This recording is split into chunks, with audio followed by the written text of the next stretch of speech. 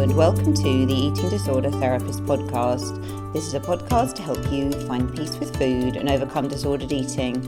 And I'm Harriet Frew, aka the Eating Disorder Therapist. And I'm so excited to share with you all kinds of stories, tips, information and guest interviews to help you on your journey in finding peace with food. So thank you so much for listening today. So today is another bite-sized episode, and this is another question from one of my lovely listeners. And my listener says, what are the signs of being weight restored if you're trying not to weigh yourself? How do you know? Very good question. So what I'm going to do in this little bite-sized episode, I'm going to talk a bit first about what we mean by weight restoration, looking at some of the early physical and mental signs of this. Then the later indicators as well, that hopefully that you are getting to a place where you are weight restored and you're in a better place with food and your body. And finally, a few tips on how to cope with weight restoration. Now, I guess the really important thing to say is that everyone's journey here is going to be slightly different. Some people are going to have a smoother ride with weight restoration. Others are going to have a more bumpy ride. And I guess that's going to depend a lot on you as an individual, and it might depend as well perhaps for how long you have been underweight, and could depend on lots of different things, and your overall sort of physical health, mental health, etc. So I guess I'm just going to give you a few kind of guidelines and some thoughts, but of course, do consult with your team, medical professionals, and do not take this as gospel, and do, as always, appreciate that you are all on your own individual paths. So, if you've had an eating disorder where you have been underweight for your body, you're going to probably need to do some weight restoration to restore to full health.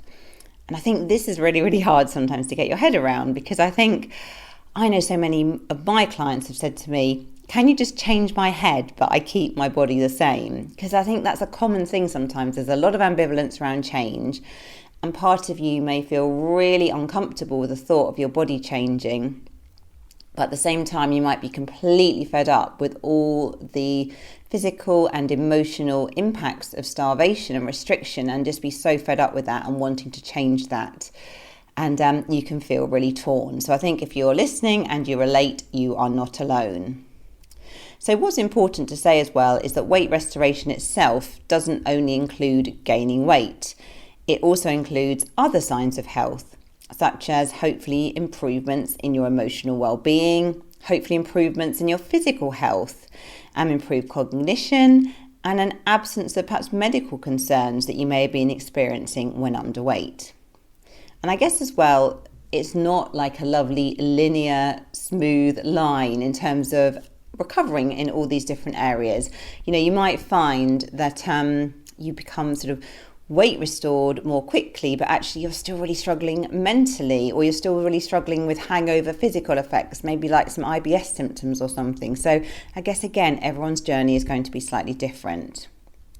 Now, I think with the whole weight restoration journey, one thing that's quite tricky is sometimes if you've been under eating disorder services, you may have been given a weight number to get to, or a certain BMI.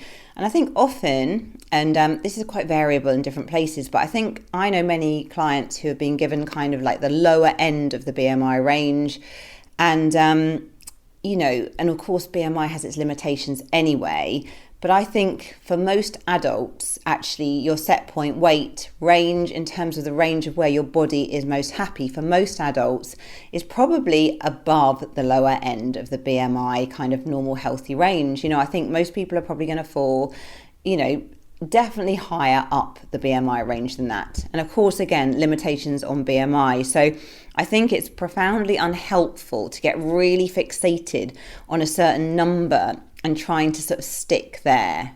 Because I think one of the dangers with this as well is that you can get almost sort of stuck in quasi-recovery, trying to maintain your body at still probably an underweight place for your body.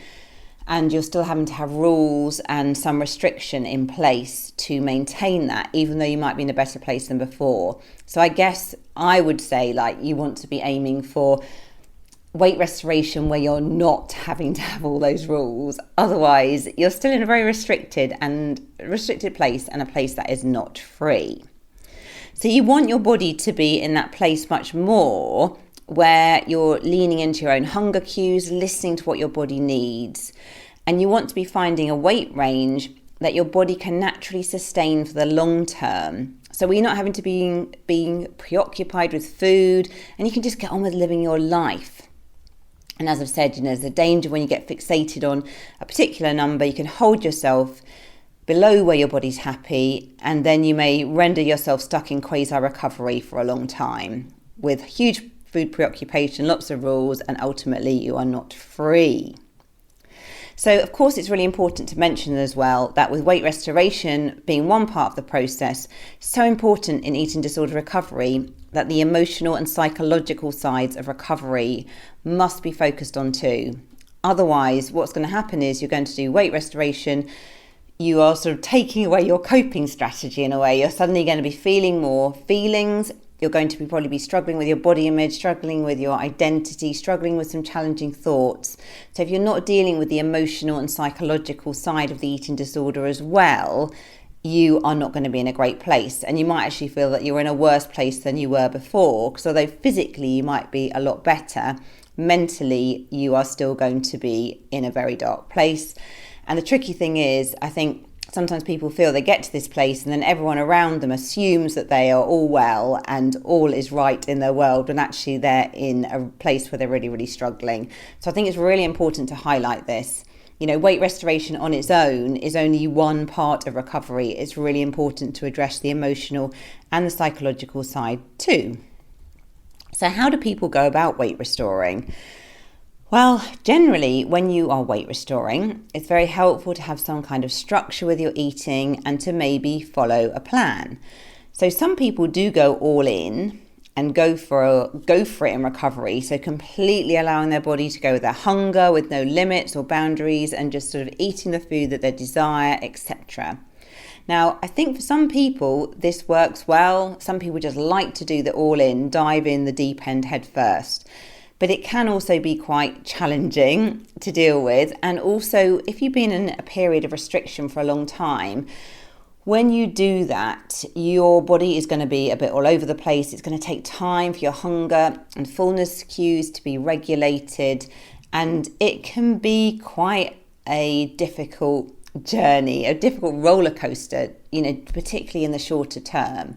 But I'm not saying there's any right or wrong there. For some people, they just really like to do that. So as it is going to take time for your body to tune into hunger, fullness, appetite cues, etc., doing it more slowly and with planning and structure can be immensely beneficial. And then it can help you adjust a bit at a time. And as much as your end goal might be to be a really flexible, intuitive eater, it is really challenging to jump to this. And regular structured eating is often a fantastic stepping stone to this. Now, I know myself as well in my own recovery, when I was sort of going underweight back to a sort of more healthy weight for myself, I didn't do it with a meal plan and with structure. I almost sort of binged my way and into recovery and, restored weight in that way. And I wouldn't necessarily recommend that. But I know for me, I didn't really have much support at the time. And I just got to the place where I was just so hungry all the time that I couldn't almost not do that. And I'm sure I probably could have done, looking back, if I'd had some good support and a sort of structured meal plan. Because I guess what I was doing when I look back is I was still being very restrictive, but then actually when I was allowing myself to eat, I was so hungry I would just really, really lose control, and then I'd restrict again, and it wasn't a great cycle. And I think in terms of one's self-esteem and body image and all the rest of it, when you sort of binge your way back to recovery and then often your head is not in a great place at all, you're very much in danger perhaps of your eating disorder moving from a more restrictive eating disorder like anorexia or orthorexia or something into bulimia or binge eating or one of the other eating disorders. And not to say that bulimia and binge eating, etc., aren't restrictive as well as binging. So a bit of structure can really help. And sometimes like an eating disorder dietitian or something can give you a meal plan or a bit of guidance to really help you with that. So what happens to your body when you weight restore? So initially, it can really be quite challenging and can be really, really difficult to tolerate for many people. So the first stages of weight restoring, that's the sort of first few weeks and possibly months, are usually when some more difficult physical symptoms come into play and the mental symptoms come soon after. So this can be quite a difficult phase. So what are some of these symptoms that you might experience in the earlier phases of weight restoration? So you might have some gastro symptoms like constipation, acid reflux, maybe some pain or bloating. Some IBS type symptoms can be really, really unpleasant. And sometimes this can really put people off and they can feel like, I'm not doing the right thing, I'm eating too much. But this is a phase that you kind of have to go through, but it can be really uncomfortable and unpleasant. You might have some fluid shifts and experience edema where your body holds a lot more water. And again, this can be really uncomfortable and it can be really triggering for body image as well if you are sort of holding more water and feeling really bloated. Your stomach might appear more rounded after eating as well, and sometimes you may hold more weight on your stomach to begin with, which again can be really tricky for people to tolerate. And you may experience some overshoot with your weight as your body's sort of protective mechanism after being starved. And just to say with this that the overshoot is usually temporary and not everyone experiences this. So if something you're going through, just hang on in there. It is part of the process and it's just your body's survival mechanism, but you will come out the other side of this. You might feel full all of the time, feel as though you're eating consistently, constantly, and that it can be quite uncomfortable, just feeling full and not getting a chance to feel properly hungry. You may sort of mentally really struggle with a fear of gaining too much weight. You might fear that your weight's going to go out of control, and you might have a lot of fears around this. And as you are starting to let go of the eating disorder as a coping strategy, you might experience, particularly in these sort of earlier days, you might experience real fluctuations with your mood, lower mood, higher anxiety. You may fear a loss of identity. You might not know who you are without the eating disorder. You might feel quite lost and alone. You may have some body image fears, and you may be experiencing emotions that have been buried for some time as they're coming more to the surface. So having said all this, I don't want to kind of put anyone off the process of weight restoration because it is an essential part of recovery. But I guess just to highlight that in the short term, it can really be quite difficult, but the only way out is through, and leading you through to the other side. There is a light at the end of the tunnel, and things potentially are going to become so much better as you move towards your set point range. And now I'm going to talk about some signs to indicate that your body is more peaceful and happy and possibly reaching a place where it is weight restored. And this is kind of leaning more into listening to your body without relying on a particular number goal. So these are some of the things that you might experience. Firstly, hopefully you're going to experience much more stable hunger and fullness cues once your body's getting more to its happy place. Because in those earlier stages of recovery, you might experience huge fluctuations in hunger. I know some of my clients have described feeling ferociously hungry, just like out of control with hunger, just feeling that they could eat and eat and eat and eat and never feel full. But as you get more to your weight restored place, your body is going to be much more stable. So you're not going to get those intense kind of drives to eat. You're not going to feel like your hunger and fullness and everything is all over the place as much. And just to say that to get to this place, it does take a bit of time. So be patient, hang on in there. There is a light at the end of the tunnel. Another wonderful thing about being in a place where you're more weight restored is you'll be far less preoccupied with food. Because when you're in a state of starvation restriction, you are thinking about food all the time, even if you're not eating it. It's in your daydreams, it's in your thoughts, it distracts you from everything. So when you're in this more weight restored place, you are far less preoccupied with food and you can actually just feel much more free and just get on with living a lot more. The next thing is you can be a lot more flexible and hopefully spontaneous when you're weight restored, because of when you are trying to control your weight, you're often very rigid, you're following lots of rules, you can't be spontaneous. You have to do everything by the clock. It causes you a lot of anxiety if you are out of routine, whereas when you're more weight restored, you can be a lot more flexible and feel a bit more peaceful with all of that. You're hopefully going to have improved mood and energy levels. You're going to have like more energy and enthusiasm to go and do things, like to go and hang out with your friends, to join in with activities, maybe to go out for the day, be able to sort of do things and have energy to be able to kind of engage and not be so constantly distracted by thinking about food all the time, because you'll actually be able to be much more fueled and then be more present and in the moment, which is just wonderful. Also, when you are more in that weight restored place, you'll find that your body temperature levels out. Now, I know often when people are restricting, they feel really cold all the time. And then when they first start to weight restore, they often then have like night sweats and feel really, really hot, and the temperature is all up and down all over the place. And that as well can be really destabilizing. So your body temperature should be much better, because like your metabolism, everything is starting to level out and become, functioning optimally. You might find as well that your sex drive returns, that you suddenly have an interest in people romantically again, which can be quite nice, because I think when you're restricting, you are really quite cut off from all of that side of things. And this can open up a whole new world for you. And maybe you have some fears around that, and that's okay. But there is potential to, explore things and to be able to connect with people in a way that you haven't been able to do when you've been in the depths of your eating disorder. You should have less preoccupation around sort of feeling fat and better body image with that. And the irony is almost that actually the lower weight that you are, the worse your body image is. And actually with some weight restoration, usually your body image will improve.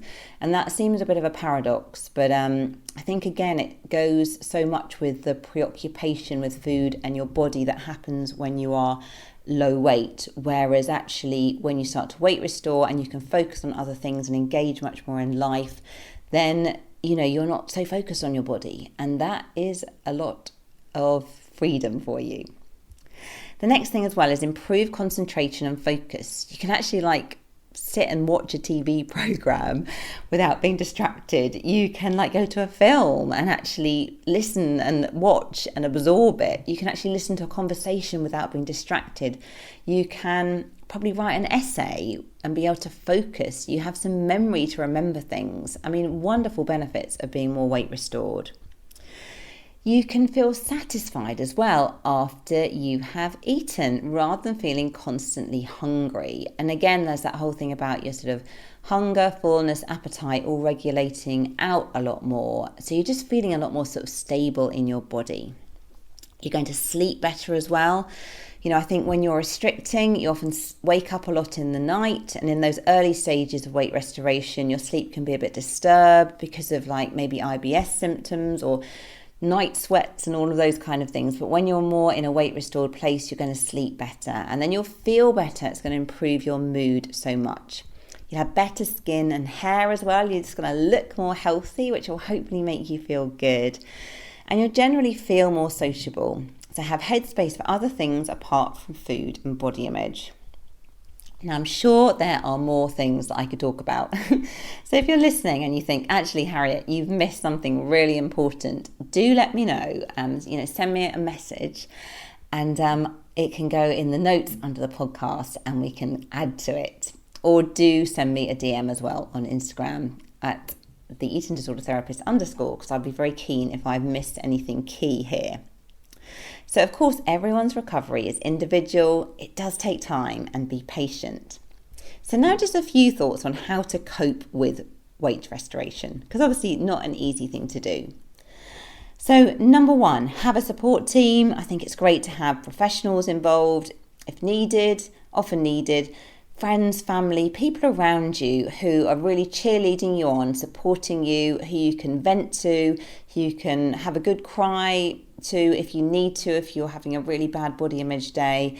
People around you who really support and care about you. I think that's really, really important. Number 2, see an eating disorder specialist dietitian so you can maybe get a structured meal plan and some reassurance and safety and blood sugar stabilisation and regular eating and all those good things from someone who's really in the know. And sometimes if you're really struggling to give yourself permission to be able to eat more, actually working with a professional like an eating disorder specialist like that can be incredibly helpful. Number 3, really work to stick to your meal plan because it's the consistency that you need to do. Eating a bit more on one day isn't going to result in weight restoration. The consistency is the key. And it's like remembering this is all leading to a better goal, a better life. Number 4, radical acceptance of your body changing. And goodness me, it's so easy to say that, isn't it? But it is incredibly hard sometimes to tolerate. But I think, again, there's something really helpful about having a radical acceptance that actually to recover from an eating disorder, weight restoration is a necessary part of the process. And getting your head around that is really, really helpful because if you are clinging to the notion that somehow you can stay at a restricted underweight place and somehow change your head without doing that weight restoration work, you're going to be very stuck and that's going to be a miserable place. Number 5, donate old clothes. Get rid of all those tiny clothes that you wore when you were really, really ill. Get rid of them. And as soon as something becomes too tight, don't wear it because it's a massive trigger for poor body image. Okay, so it's really important to buy some clothes that you like in the sizes that you need to buy as your body's becoming more healthy. But buying things that you really like and that make you feel good and that are comfortable. And the final one, number 6, hold the bigger picture of why you're doing this. Remember the costs of staying in that miserable place where you were being so restrictive. And don't glorify or have a lot of nostalgia for those days where you were in that restrictive place. Because I think the human brain very much glorifies and has a lot of nostalgia when we look at an old photo, and we often forget actually sometimes that was a really miserable place and that is not a place to go back to. Okay, so I hope that's given you a few things to think about. And if you have anything to add, do message me. I would love to hear. So if you're not following me already on Instagram, do seek me out at the Eating Disorder Therapist _. And if you enjoy this podcast, I would be so grateful if you'd follow, rate and review as it helps it reach so many more listeners.